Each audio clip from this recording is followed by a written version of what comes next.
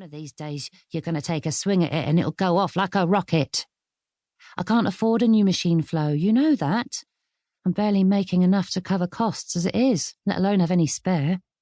Maybe you'll have a bit extra once you finish this catering job? She asked, hopefully. Making desserts for some random corporate event isn't really going to help much, I said. Besides, I really only did it as a favour to Liz. I did tell you to charge her more, didn't I? Yes, Flo, you did. Several times, actually. Well, she took the right piss, all that faffing about, changing her mind, leaving it all up to the last minute. I know she's your friend, but she was a pain in the arse, uppity little madam. I marvelled at how Flo managed to deliver this speech whilst simultaneously serving customers and wiping up spills on the counter. She was 70 years old, but she was still as feisty and energetic as ever. I couldn't manage without her, despite her occasional bouts of rudeness towards anyone with too much facial hair. Look, it's done now. I've just got to drop off the last batch of tarts and then it's over with. No more corporate catering for me. I draped my arm around her tiny shoulders and dropped a kiss on her head. I'd known Flo all my life. She was one of my mother's oldest friends, and although she might look tiny and fragile, she was formidable. Well, bugger off then. Go and get rid of those cakes. I'll be back as quick as I can, I said, pulling on my jacket. Now, where did I leave the van keys? I rifled through the pockets, pulling out old tissues and other assorted bits of crap, until Flo jingled the missing keys in front of my face. What would I do without you? I said, taking them from her and heading into the kitchen. You'd manage. Look, there's no need for you to rush back. I can take care of everything here. We're not exactly rushed off our feet, are we? I looked back out to the cafe. It was true. Business hadn't been brisk. I had been hoping that a glowing review in the local paper might drum up a bit more trade, but there was no chance of that now. The development of the nearby market had been great for anyone in its immediate vicinity, but not for us.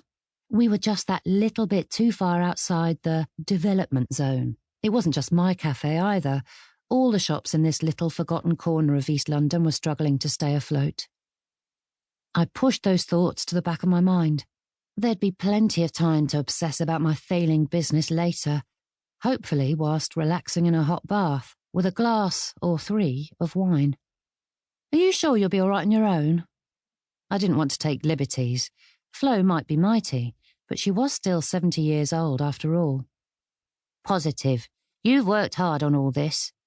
She gestured at the last batch of boxes I'd wrestled into my arms. You deserve a few hours off. OK, I might go and see if I can find a nice going-away present for Lucy. Lovely. Off you go then, and I'll see you in the morning. And tell Liz I said she got you cheap. I took the boxes and pushed my way through the back door. Flo was right, of course. Liz had got me cheap, but she was my best friend. What was I supposed to do?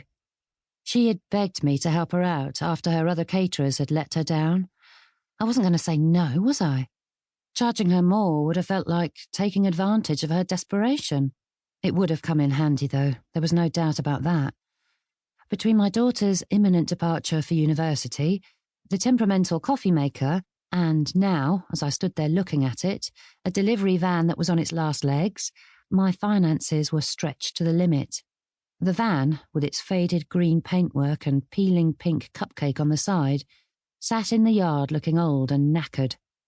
15 years of trips to the cash and carry and school runs in London traffic had taken their toll on the old girl. I knew how she felt. I secured the last of the boxes into the back of the van and shut the doors. Chapter 2. By the time I arrived at the venue for the party, my mood had taken a further nosedive. Between the awful traffic and Liz's constant texting to check on my whereabouts, I was quietly seething. I brought the last pile of boxes into the office that was doubling as a makeshift kitchen and dumped them onto one of the countertops. No doubt I'd squashed whatever was in the bottom box, but by that point I didn't really care. I turned back to the exit, but was stopped by the sound of Liz's voice.